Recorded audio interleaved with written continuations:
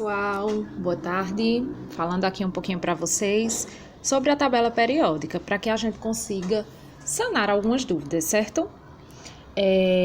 Eu vou primeiramente falar sobre a língua, né? A língua oficial que é utilizada na tabela periódica e no mundo todo é uma só.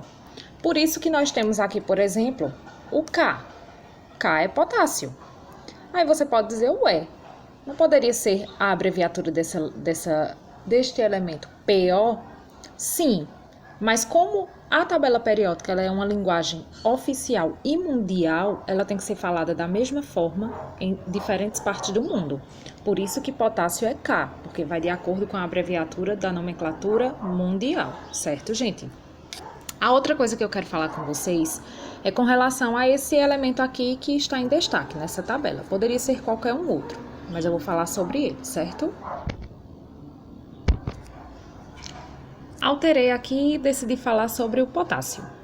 Vê só, todos esses outros elementos, eles vão estar desse modo aqui, certo?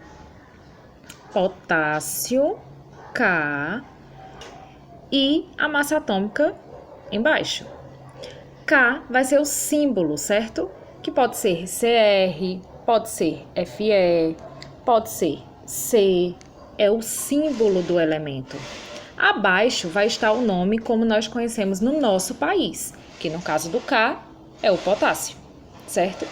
E aqui esse númerozinho, ele vai ser o número de massa atômica de determinados elementos, certo? Cada um vai ter o seu número de massa atômica.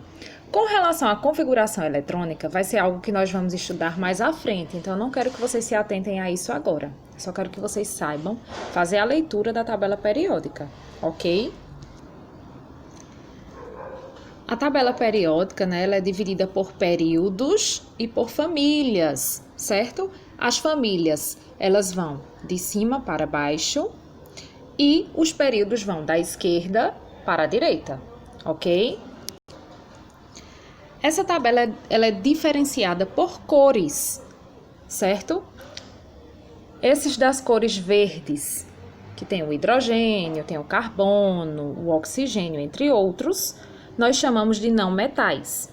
Desse tipo de azul, desse tom de azul aqui, nós vamos chamar da família dos gases nobres, certo? Gases nobres por quê?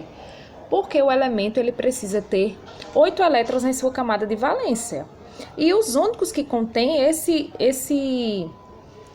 essa característica são os gases nobres, por isso que são chamados de nobres, de reis, certo? Nós temos também os metais alcalinos, que são esses aqui, tá? Temos também os metais alcalinos terrosos, que são os que estão logo ao lado, os semimetais. Temos os halogênios, que é uma família que utilizamos bastante esses elementos no nosso dia a dia, o flúor, o cloro, o bromo, certo? Temos os outros metais, os metais de transição, que são esses que ficam aqui nesse meio, certo?